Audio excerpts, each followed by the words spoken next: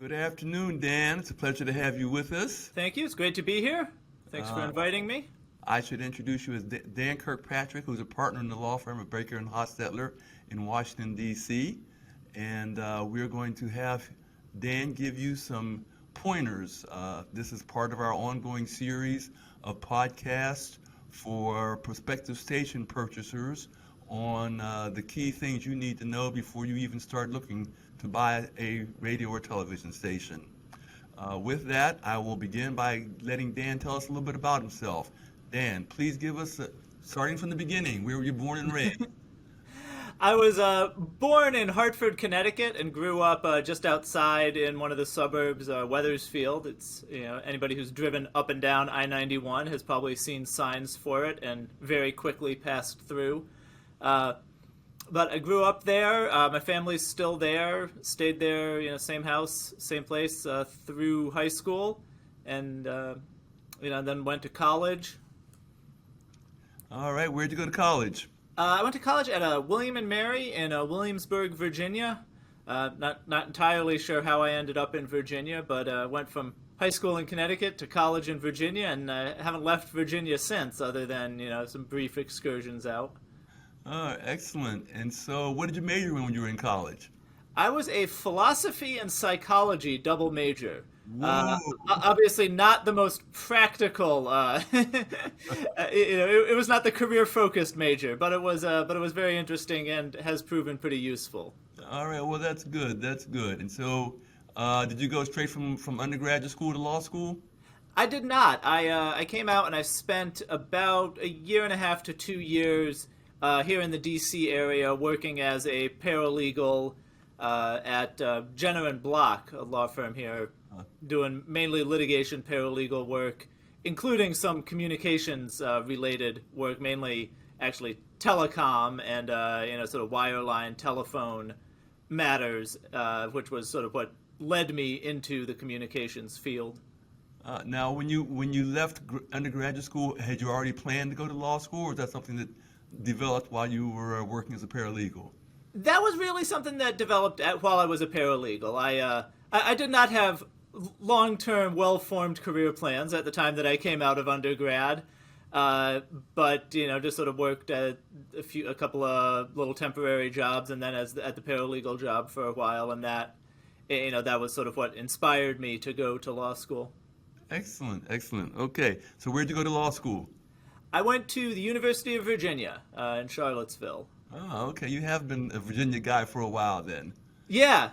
No, like I said, once I went to undergrad, I came back and was living in Northern Virginia, and then went to UVA for law school, and now live in Northern Virginia again.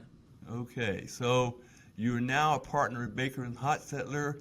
Tell us a quick overview of the career from law school to Baker and Hostetler. Sure. When I graduated from law school, took the bar and then joined a firm called Dow Lonis. I think at that time it was Dow Lonis and Albertson. It has now dissolved, and large parts of it have been absorbed into Cooley LLP. But that was all after I left.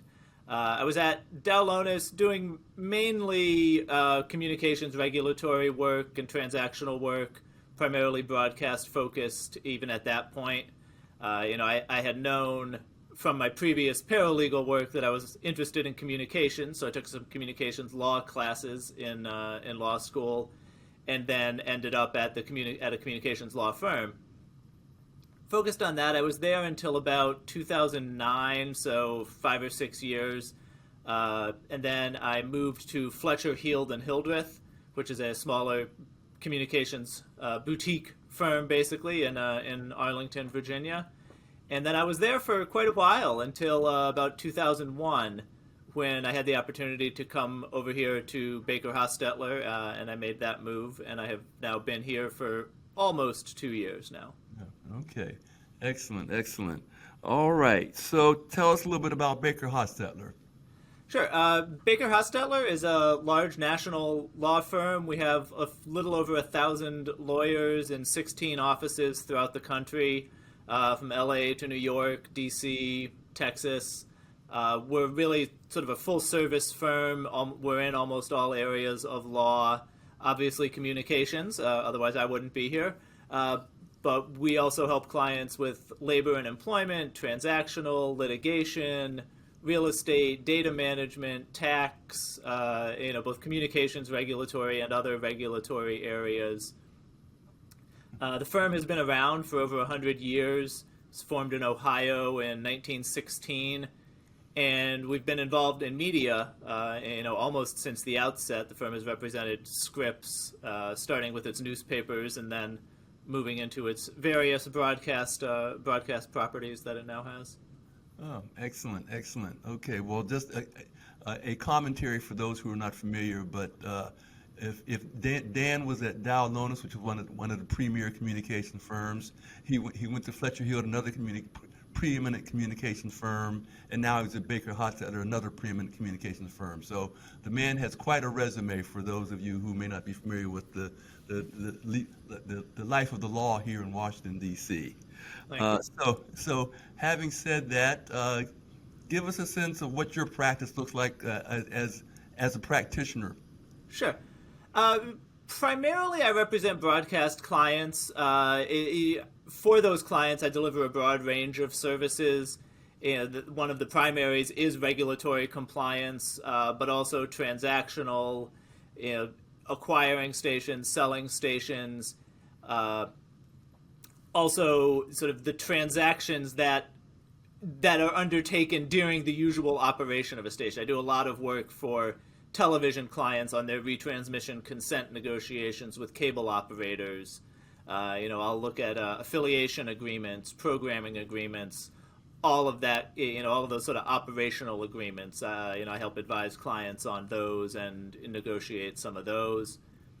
In the regulatory field, I represent on day-to-day regulations, things like EEO compliance, and just last month we filed a whole lot of children's programming reports and quarterly reports and public file reports for our various broadcast clients, and sort of keeping everybody out of trouble in regards to that.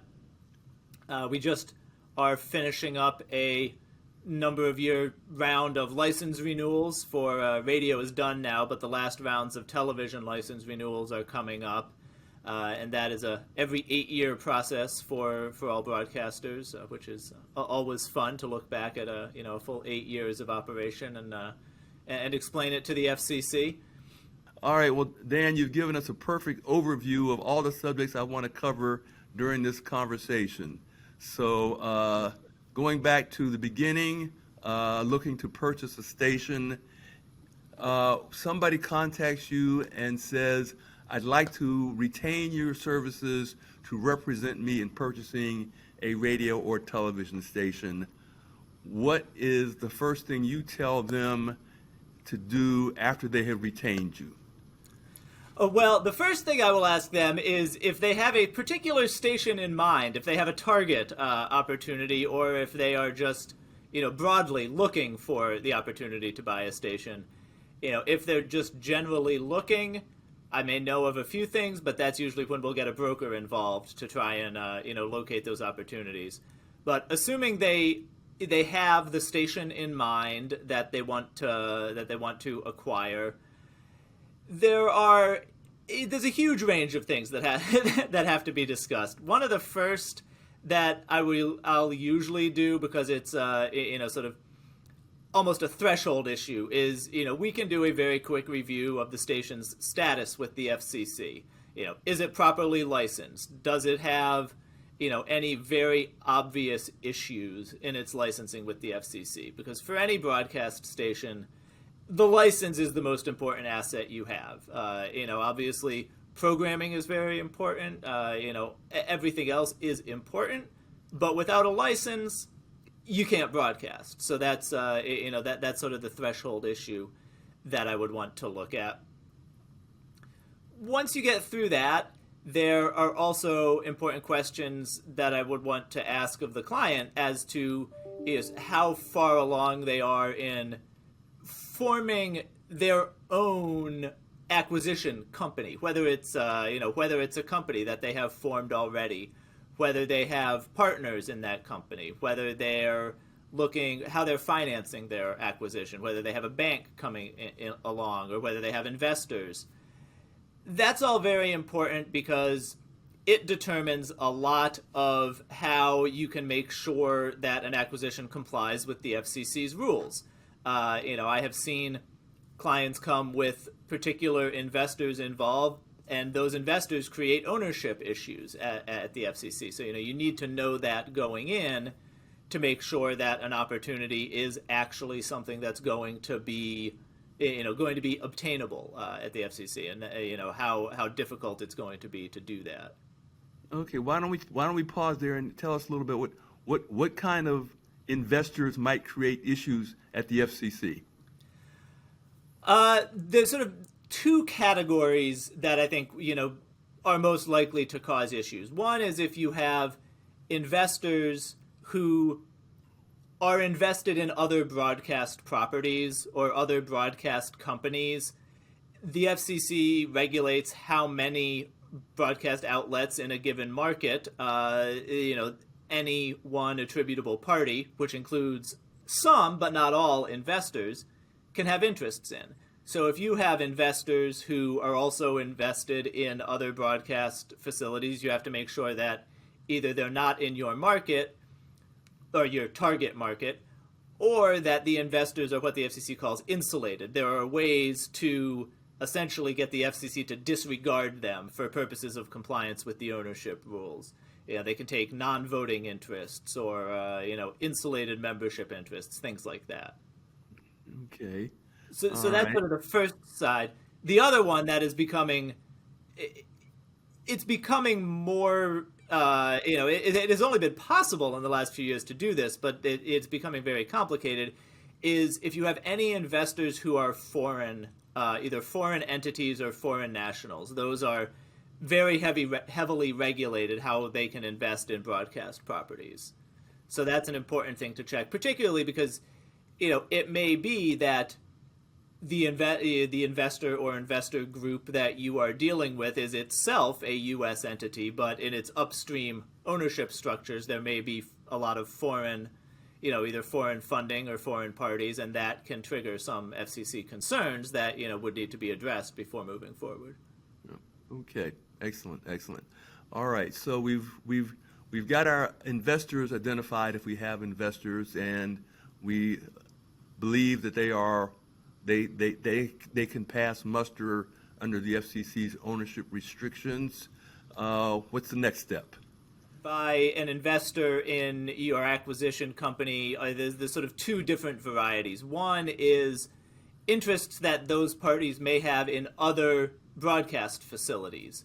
The FCC regulates how many stations within a market someone can hold an interest in, and even with television, how many nationally they can hold an interest in. So you need to look not only at the initial investor, the individual, but also anything up the ownership chain. If that's like a private equity fund, then you need to look at other things, the higher levels of that organization, and then what else they may be invested in. There are ways with the FCC that even if there is some common ownership, there are ways you can insulate investors. You can have them hold non-voting stock. Insulated non-voting LLC or partnership interests. There are ways around a lot of potential cross-ownership issues, but you need to know that they're there initially so that you know how to structure things and if it actually is possible. There are some violations that you can't work around most likely, but most can be addressed. The second ownership issue that comes up is in foreign ownership. The ownership of broadcast facilities, even partial, by foreign entities and individuals is heavily regulated by the FCC. So you also need to look and make sure that, sort of the money coming into, again, if it's an equity fund or something like that, that the money coming into that fund on the other side is not coming from foreign entities, because that is something that's heavily regulated by the FCC. Other parts of the government are going to get involved in it if you have to request a waiver of the rules. those waivers are obtainable. You can have up to 100% foreign ownership of a broadcast facility. It's just a much longer and more cumbersome process to get that approved by the FCC and by the other parts of the U.S. government that are concerned about that. Okay, so now that we have gotten our investors identified and we believe they meet FCC's requirements with respect to their ownership rules, what's the next step? All right. The next step is going to be that you need to do sort of a basic level of due diligence about the station that you're looking to acquire. There's sort of two phases to any due diligence review. One is initial, before you've really worked out the details with your seller. You'll probably sign what's called a letter of intent. Basically, that is an agreement that sometimes will allow you to be the exclusive party looking at the station. Sometimes it won't. Sometimes, they'll have competing potential buyers in there. But what it does do is it gives you access to more of their documents. It sometimes sets out the basic terms of a deal. It could have sort of the basic purchase price, the idea of the broad strokes of what you're buying. And importantly, it will always contain confidentiality clauses, because a seller is not going to want to let you get into their books and get into their records, to get into their assets, without you agreeing to keep that confidential. So you'll sign that, often a letter of intent. Sometimes it's just a confidentiality agreement, depending on what the seller, the position the seller is coming to this deal in. Once you've done that, you can look at the basic facts of their operation. You can see, do they own real estate? Do they lease real estate? Do they own their tower? Do they lease their tower? How the operations are. You can look at the financials, obviously a very important thing to know. Is this station profitable? Is it a fixer-upper, or is it something that you can buy and just sort of step into? You want to see how many employees they have. That sort of those basic. And this is at this point, it's usually a pretty high-level review where you're figuring out, is this actually the opportunity that I want to pursue and look into in greater detail? At that point, you also, you want to look at the FCC licenses again, make sure that those are all in order. But you've probably done a little bit of that before you've even gotten to the stage of the letter of intent. Once you've done that, you'll start your real due diligence review. At that point, at least I have, and I think most broadcast attorneys will have, and sometimes brokers and others will have, is sort of a checklist of sort of a due diligence checklist or diligence list, which you can give to the seller and say, I want your answers to these 10 pages of questions and documents in support of that. It asks questions about how the stations have been operated. Have you gotten complaints? Have there been, are there undisclosed, non-obvious liabilities that you might be stepping into as a buyer? You'll ask to get the contracts that the seller is operating under. In response to that, once you have submitted that diligence list, you will have a huge amount of information that you then need to digest and figure out two basic things. One is, are you still comfortable with all of that information that you want to go ahead with this purchase? And then the second part is, how do you put this down, reduce it to paper, and come to an agreement with the seller that you can both live with for you to acquire whatever assets it is that you want to acquire from them? Dan, so you're talking about due diligence. We have been having in some of our other conversations with folks in this series of podcasts. We've talked about due diligence extensively. Who would you, if you were representing a client, who would you expect to see among the experts involved in reviewing the due diligence documents?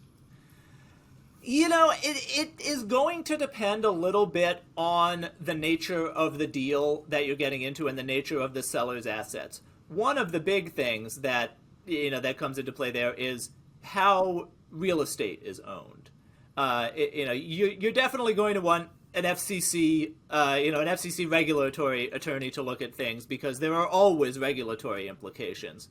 But if the seller owns actual real property that you are going to be acquiring, then you really want to get a real estate expert in there, and possibly somebody with local knowledge of the real estate rules, because that can get very complicated. There are often, some very particular rules and regulations that you need to follow to transfer local real estate and make sure that you're not stepping into any major issues that the seller had. So that's probably a local counsel who specializes in real estate? Yeah, local. It can be local, it can be national, but, if it is sort of a general national real estate attorney, you're going to at least want somebody local when you get to the closing who knows how to do things like record deeds and record transfers and go into the records and see, what's in the actual, the old musty filing cabinets that have been kept for however many years of transfers of that property. Okay, all right. Yeah, and who else is on the team now? You're going to want an engineer on the team, most likely. Someone who can both look at the licenses and the equipment, but who can actually go in there in person and see, what condition is this transmitter, is this antenna, is this thing held together with duct tape and a prayer, or is it actually in good condition? Is this going to keep operating for, 20 years? Or is it near the end of its life? And, just because it's near the end of its life doesn't mean you wouldn't move forward with the deal. That it is, however, going to affect what kind of price you're going to pay for it, what kind of representations you're going to get from the seller about the status of the equipment, things like that. That's your engineering side. You're going to obviously have a lawyer looking at it, particularly on agreements, because you will assume from a buyer any number of operational agreements that are, some of them are minor. You have a copier service agreement. That's not going to be a deal breaker, but your tower lease, that is critical.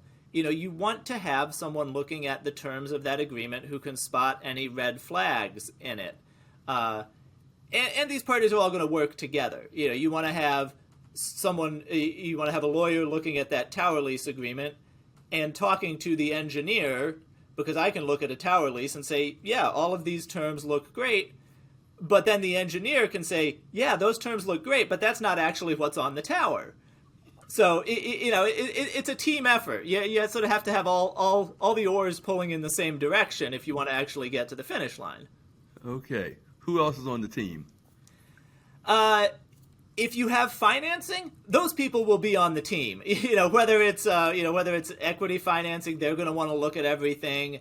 If you're just getting bank loans, there are going to be a huge raft of representations you have to make to the bank's representatives, so they're going to want to be involved looking at everything.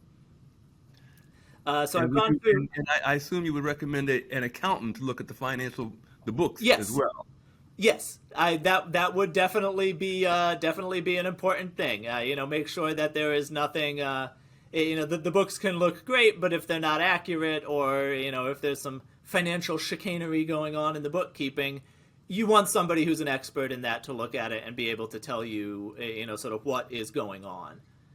And then the last category, I think the last category, is someone who can look at the employees of the station and the employment situation.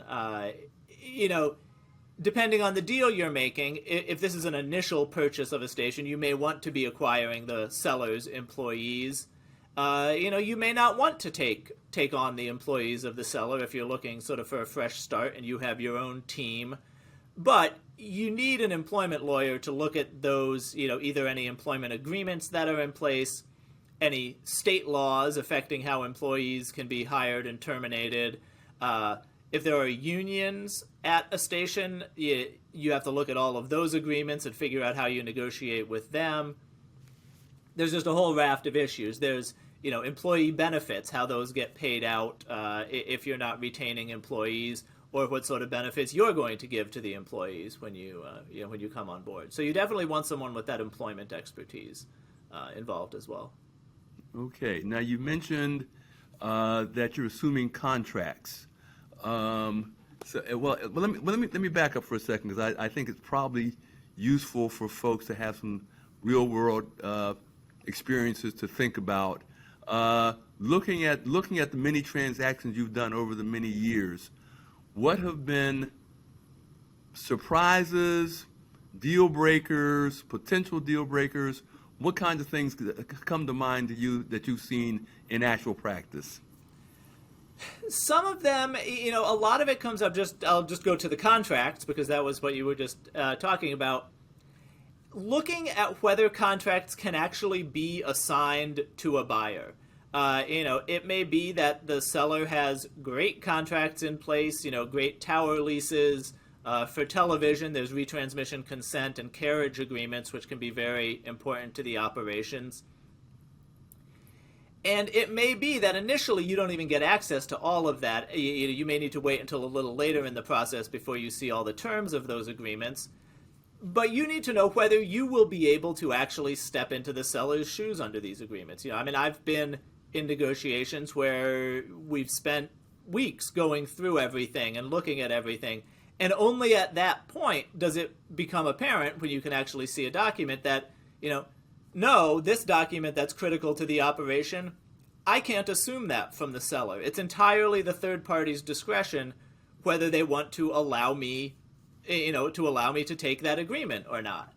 And then if you can't, that can be very complicated. Some agreements you can replace.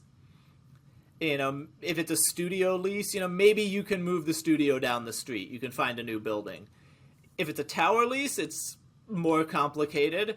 If it's a retransmission consent agreement, then that can be critical to your operation. If it's a affiliation agreement, for a television station, that can also be critical.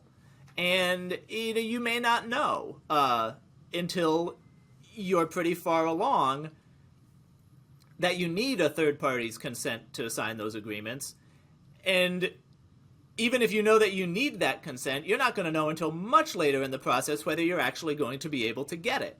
Because you're going to sign your purchase agreement with the seller. You have both kept this confidential. You can't talk to those third parties. So you sign the agreement, and you'll include protection saying, these are the 4 or 5 agreements that are absolutely critical to this deal. And if we can't get the third party consent to them, we're not gonna close.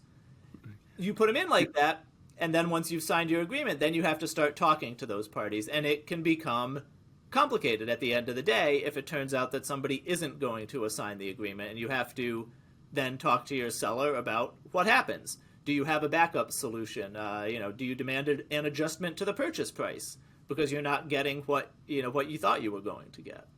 You went through the steps very well, and it dawned upon me that for some of our new entrants, we probably need to step back and break it down. A lot of people have purchased a home in their lifetime, and so they may be aware of this. But you've got, in the broadcast operation, you've got a 3-step process. Right. As Dan has pointed out, the first step is going to be a letter of intent that says, I'm looking at your station, I'm serious about buying it, and let's sign a letter of intent that allows me to get information for my due diligence review of your station. The second part is the asset purchase agreement, where you've actually done your due diligence and you said, okay, I'm ready now to actually buy this station and move forward. And then you get to the third point, which is the closing, which is actually, if anybody who's bought a house, you sign a purchase agreement, and then you go finish up all the documentation, and then you have a closing. The same is true in a purchase of a broadcast station. So as Dan has pointed out, you signed the purchase agreement, but now if you can't get those contract consents, you got to decide whether or not you're going to close and actually transfer the money. So how have you seen situations where where you couldn't get the contract consents and people had to walk away from the transaction? I'm trying to think of one where somebody had to walk away entirely. I don't think I've seen one where the entire thing has fallen apart like that. I have seen plenty where there have been purchase price adjustments. I've seen cases where it was originally structured as sort of a multi-station deal, and one of the stations had to be removed or, can't be purchased. That commonly happens in very large transactions due to the ownership rules that we talked about earlier. If there's ownership compliance issues with one or two stations in, a 25-station deal, those will have to be spun off to other parties. That kind of thing comes up. But I cannot actually recall one where the parties just ended up saying, we're not going to do this at all because of contractual issues. I have seen it come up because of regulatory issues.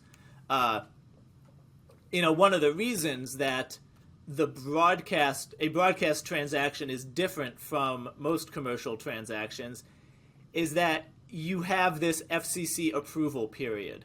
I've had these questions come up with businesses, folks who are involved in lots of different businesses outside of broadcast, where you can sign a purchase agreement and you can close the next day. And you tell them that, you're like, no, okay, for broadcast, you can sign a purchase agreement and you'll close, best case is like 45 days, but it may be 90 days before you can actually close this, because you have to go to the FCC, file for approval, and then you have to wait at least 30 days for the FCC to have a public notice period on your application. Thank you. I forgot to include, I said it was a 3-step process. It's really a 4-step process, and that FCC approval is the most important part of it. I'm glad you went back to that. Thank you. Yeah, no, that FCC approval, and that is something, in your initial purchase agreements, you'll address sort of the timing of that, and there will be obligations of both parties to cooperate, to get the FCC application filed, to cooperate in trying to get the FCC application granted.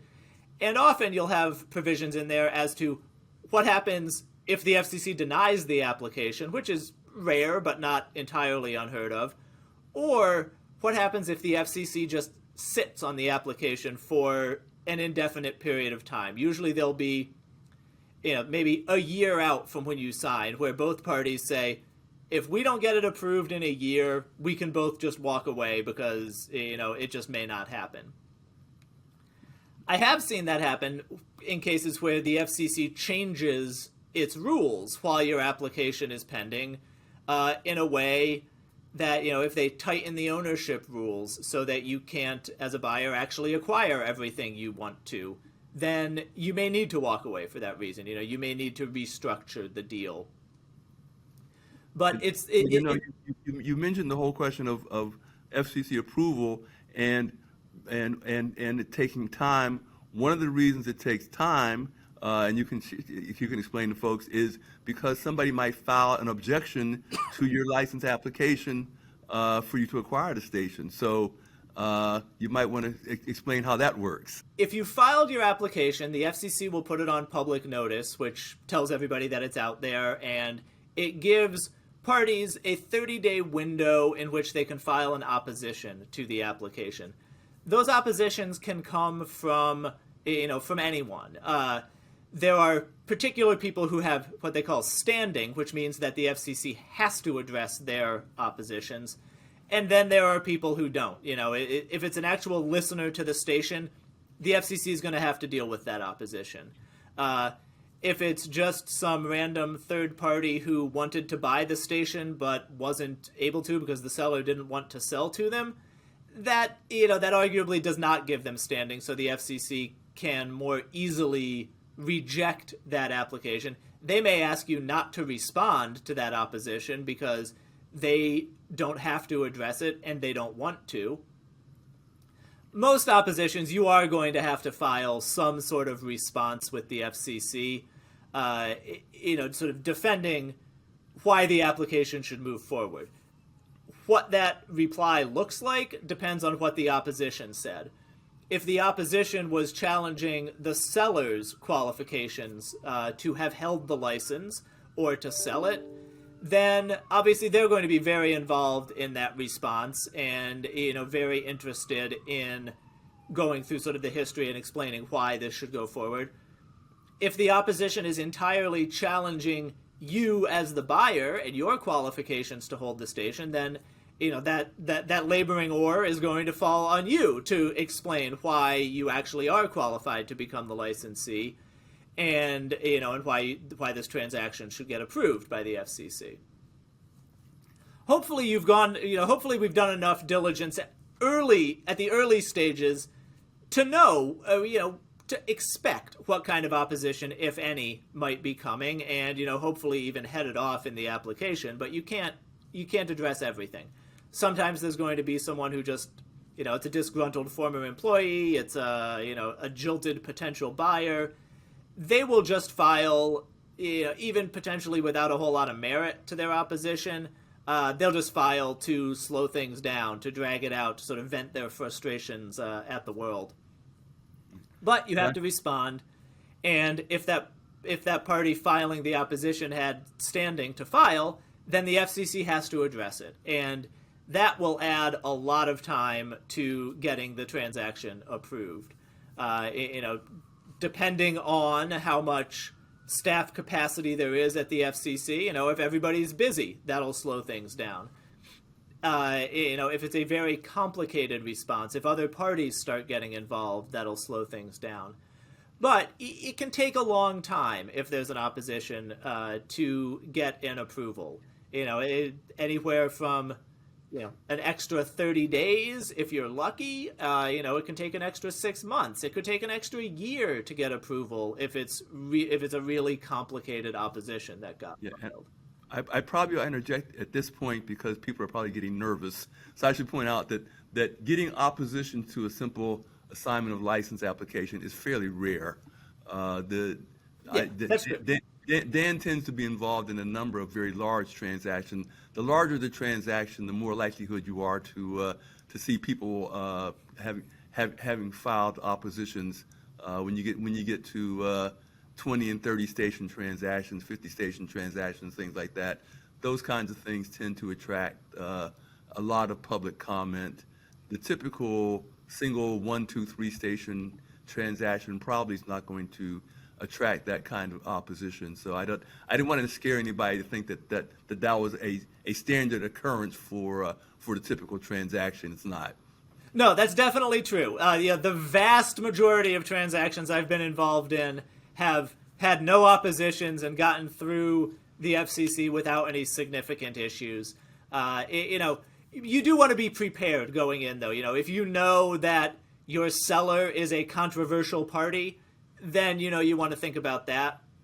The other place where you could expect an opposition is if a lot of times to buy your first station or to buy as a small operator, you may have the opportunity to buy stations that are getting divested as part of a larger transaction between two large groups where they have a station that they're buying 30 stations. There's 3 of them they can't keep for ownership rules, so they have to find a buyer for those last few.